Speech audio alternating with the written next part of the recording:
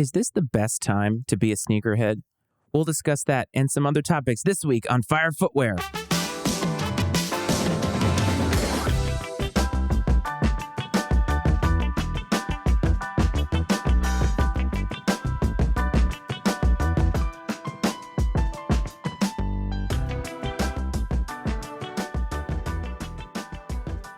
What's up, everyone? Welcome back to another installment of Fire Footwear, a sneaker podcast. As always, this is your host, Matt Frates, the Iceman, Matty Ice, whatever it is that you want to call me. I am just, as always, happy that you are here and taking a little bit of time out of your Friday to listen to the show. I hope this finds everybody well. It is Friday. If your weekend is upon you, I hope that you have enjoyable plans, and I hope that you have some relaxation plan. I can tell you for me that life has been very, very busy of late. You've probably noticed that my cadence for the show has been a little bit awkward and a little bit off. That's because I have a lot going on. If you listen to any of my other work, I am the host or co-host of the Iceman and Coach Sports Show, and we've been doing a lot of different things lately. So if you want to check that out, you can find the link to that wherever it is that you find your podcast, or on YouTube. Just search Iceman and Coach and you'll be able to find it. We've been doing a lot of things there. And so my passions have been sort of ebbing and flowing as it relates to sneaker culture. But last time we talked, I talked about emerging brands. And I use the lineage of Jordan brand to sort of describe how it is that they cemented themselves as the mainstay in sneaker culture, but then also address the question that I was directly asked about where I think sneaker culture is headed. And I think that it's fascinating over the last 2 weeks to see where things have gone. I have hypothesized for a while that Jordans and Dunks are going to become stale at some point because there's just so many of them. There's a lot of consumers out there in the sneaker market. There are a lot of choices to be had. But at the end of the day, we've been getting the same thing over and over, rinse and repeat. And I've been listening to a lot of different content. I was listening to Sneak Diss the other day, and their last episode talked about the fact that sneakerheads cannot be wowed anymore. And I think there is a lot of validity to that because, again, the oversaturation of the market, specifically as it relates to Jordans and Dunks, has just been so high. Whenever we see a new Jordan, whenever we see a new Dunk, do we really feel wowed by it? And what would actually wow us in the end?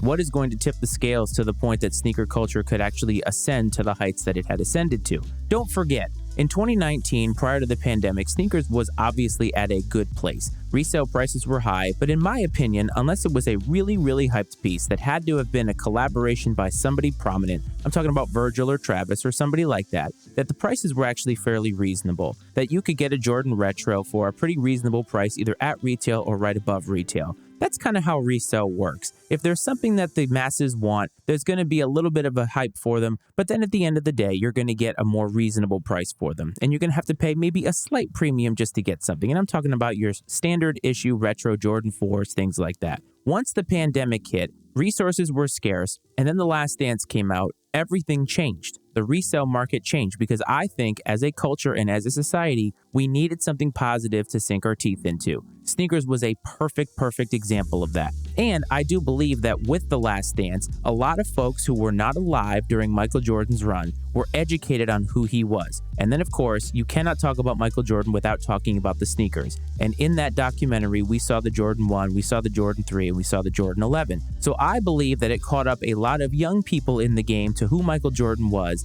and therefore, it made people feel as if they wanted to be a part of that history. And I don't even think it's a lot of people that were in the culture. I think it actually indoctrinated itself to a lot of new blood in the culture, to the point that the oversaturation of people in this market made it so that the prices were just ridiculous. If you went on GOAT or StockX in 2020, you were not able to really afford anything. And if you were buying that stuff, you probably have a little bit of buyer's remorse today, because I would say that a lot of those shoes are not going to stand the test of time in terms of investment. And we've talked about how to invest our money. We've talked about how to better spend our money here. So I think now in 2023, we're almost halfway through this year. I think we can all look back at that and say the market was going to come down, and maybe the market has come down.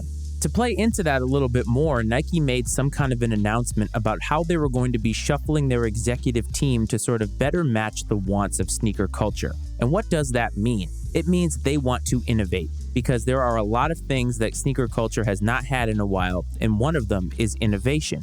Innovation is key to the future of the brand. It is key to the future of sneaker culture and all of that kind of stuff. And without something new for us to want to buy, for us to really continue our love of sneakers, I think that the brand is going to have a hard time continuing on this trend. I do believe that sneaker culture has taken a big ebb in terms of the popularity of it. And I think that over the next year or two, we're going to see less and less of a sneaker presence out in the world. Right now, if you go on social media, and we've talked about this before, you're going to see a lot of celebrities and a lot of influencers wearing sneakers. It's still the popular thing to do. And while there are a lot of sneakers to be had, there aren't a lot of special sneakers anymore. But those people with means and those people with connections are going to wear them. Here's a good example. Bronny recently graduated from high school. He's going to be going to USC to play basketball. And Complex did a thing on the fact that he wore the Phantom Black Travis Lows. Is that really a surprise to anybody? Look at who his father is. Most of us who were trying to get them, the every person who was trying to get them weren't able to get them because there's just way too many people going for something like that. But when your father is LeBron James,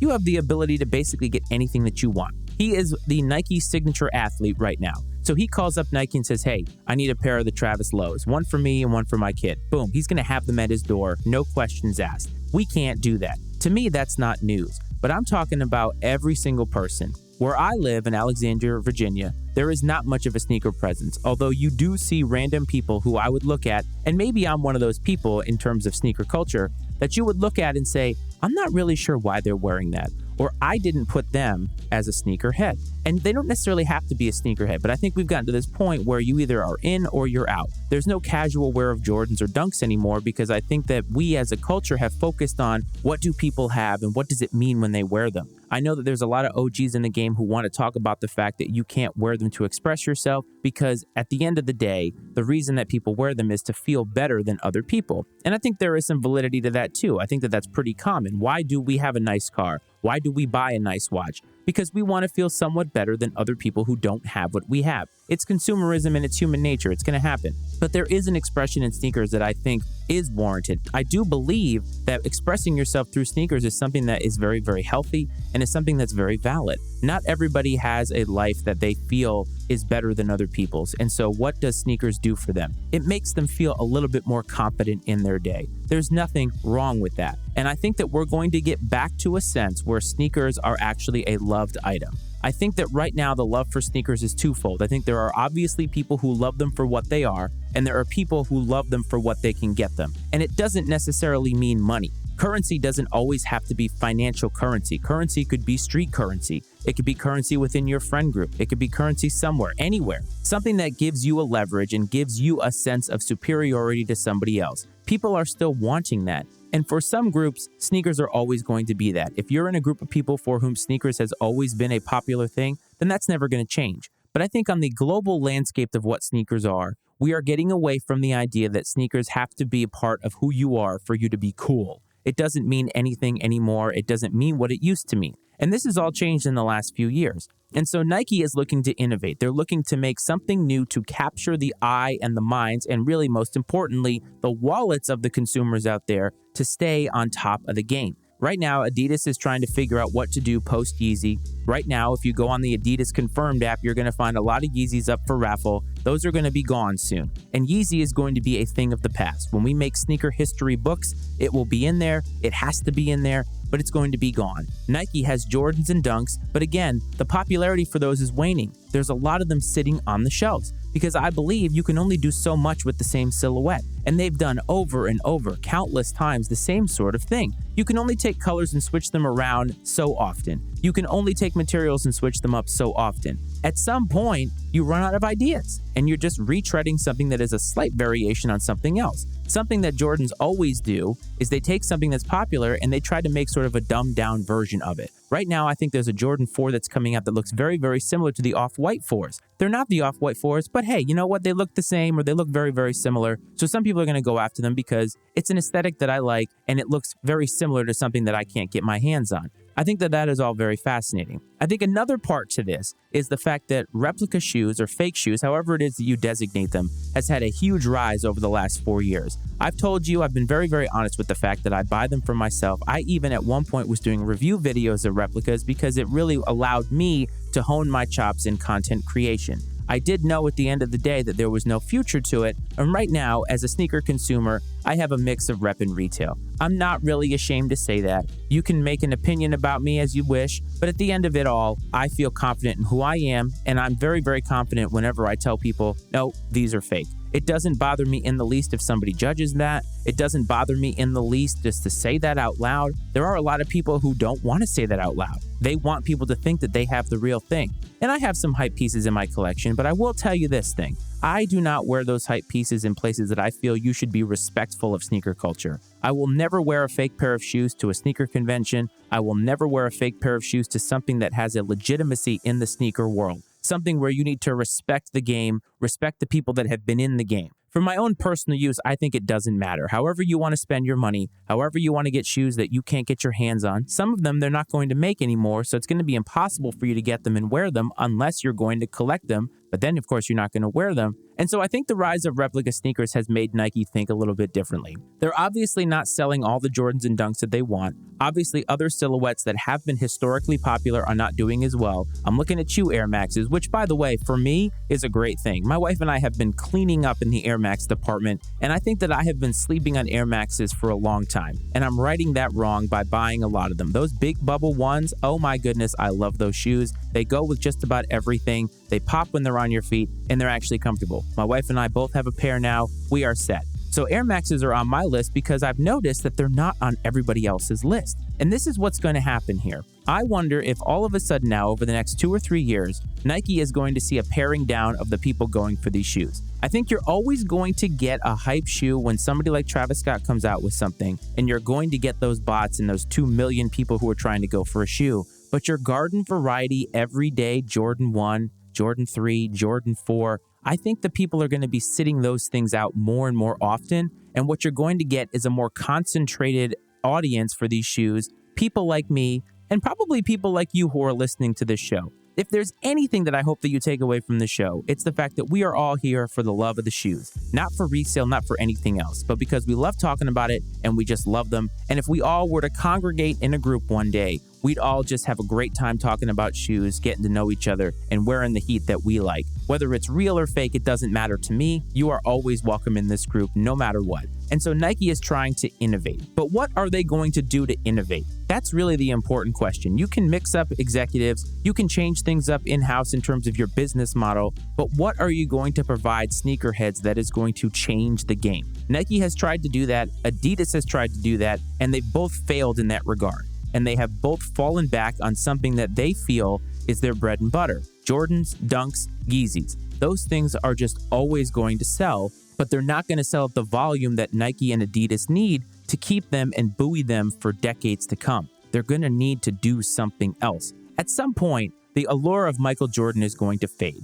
And at some point, people in society are going to get away from sneakers as something that is valuable and get on to something else. And so Nike is going to have to figure out how to navigate these seas without all of those people, those bandwagon people jumping in. I'm not sure they're going to be able to do that. And when somebody from Wear Testers talks about this is the best time to be a sneakerhead, I also want to dive into that too, because I believe these companies are looking for a way to keep themselves afloat, but there is something for us sneakerheads to benefit from based off of where things are. Not only are Jordans and Dunks sort of fading, but we do have a lot of choices out there in the sneaker world. Beyond Jordans and Dunks, we obviously have Air Maxes, we have a ton of other things. New Balance is bringing it to the table. You can always go get some Converse. There's a lot of options. And last episode, I talked about a brand called Novella. I'm going to be working with them, doing some interviews of the people that are part of that design process, but they're trying to get into a little bit of the piece of that pie. And I think that that is one of the benefits of where we are today, that even if you feel as if some of these things are getting stale, you have options. You have the ability to buy something either at retail, just above retail, or in some cases, I will say a lot of cases, below retail. Isn't that where we have always wanted to be? You're always going to get people complaining about the sneakers app. It's almost at this point a running joke and something we all have this unspoken solidarity about. The sneakers app maybe has its problems with checking out and other types of things, but at the end of it all, it's really the volume of people going for shoes. And if you are putting all of your eggs in one basket, you're never going to be able to get the shoes you want on sneakers because the algorithm is just not in your favor based off of how many people are trying to go after it. And so groups like Soul Savvy and other groups like that have tried to traffic in that and give you information to help you find out better ways or more ways that are in your toolbox in order to get sneakers. But the point is you have choices. And I think that there are a lot of brands, it doesn't have to be Nike, but a lot of brands are trying to think, what do sneakerheads want? What is going to capture the eye of sneaker culture? And I think for the last 4 years or so, they haven't been in that mindset.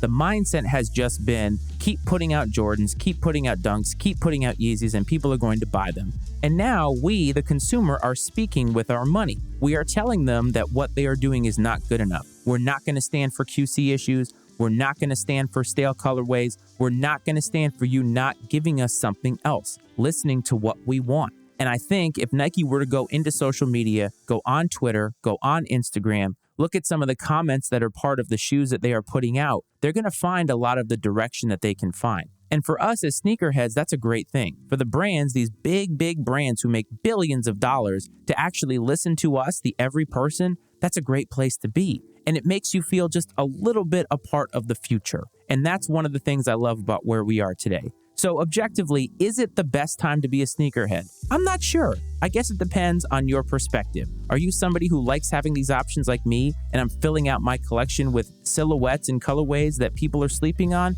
Or are you somebody that just loves all the hype, loves Jordans, and wants what is just unattainable at this point? I'm not really sure, but I do know something is that at some point in time, we're all going to be benefiting from this model. And if the companies are listening to us, that is a great thing.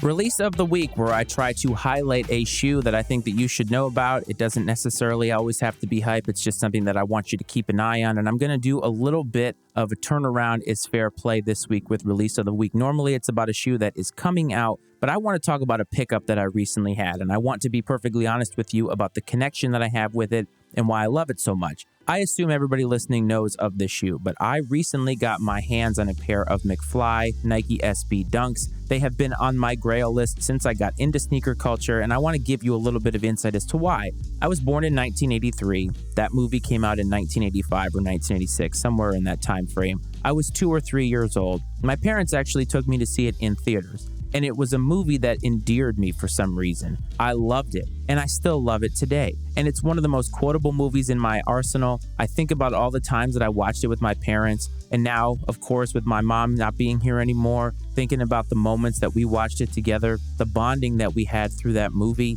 Those Dunks speak to me. And I ended up buying a replica pair because I just was not able to find an affordable option out in the retail market. But honestly, it's not about having the real thing. It's just about having it for me. And as soon as I got the package in, and I'd been waiting for this for a long time because they really hadn't been repped at all. Honestly, a lot of the Nike Dunks of old are not really seen as hype anymore. I don't think that there is a lot of reverence for a lot of those shoes that really shepherded in where we are today. Those eras of Nike Dunk SBs are just insane. And if you go back and look at the history books, go to Nike SB's website and go to the vault, just look at all the colorways and how many of them actually shaped sneaker culture today, to the point that you get some of the most unique designs ever back in the day. And really, a lot of people are trying to mimic that. But there's something in the simplicity about the McFly Dunks. They're actually not flashy. If you look at them, you wouldn't necessarily know it was from the movie. But the connection it has to them and the connection that I have to that movie through family and friends is something that I can't replicate anywhere else. And I just had to have them. So again, I'm copping to the fact that I have a rep pair of them,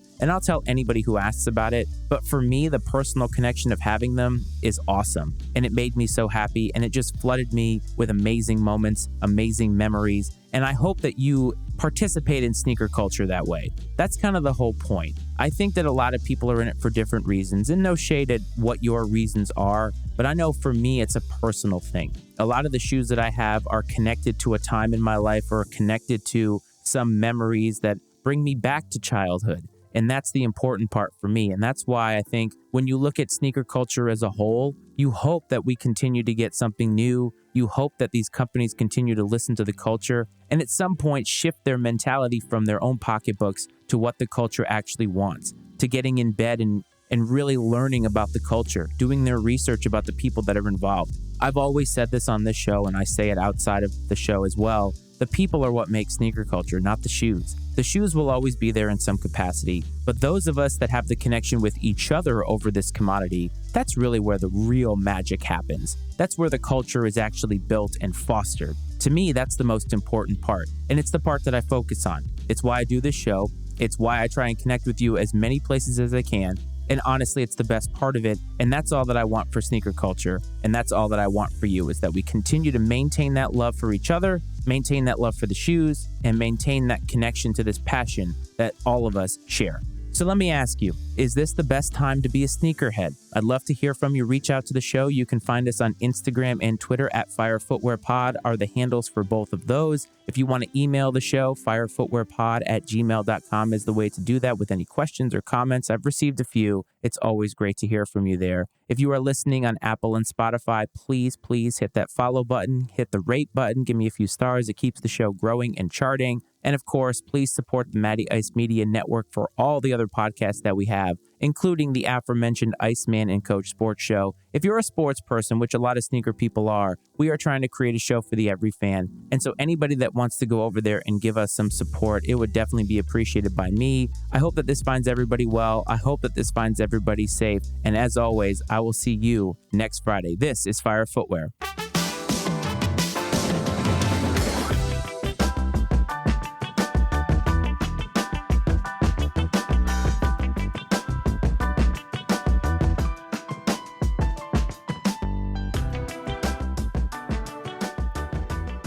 The opinions and viewpoints expressed on Fire Footwear are those of Matt Frates and his guest, and not necessarily those of the Matty Ice Media Network.